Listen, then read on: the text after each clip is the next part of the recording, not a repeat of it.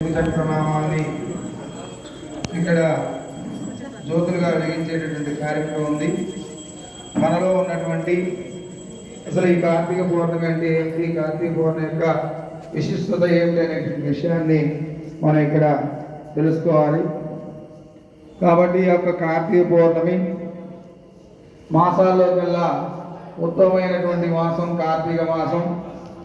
ఈ యొక్క కార్తీక మాసంలో శివుడు కేశవులకి ఇష్టమైనటువంటి మాసం కార్తీక మాసంలో.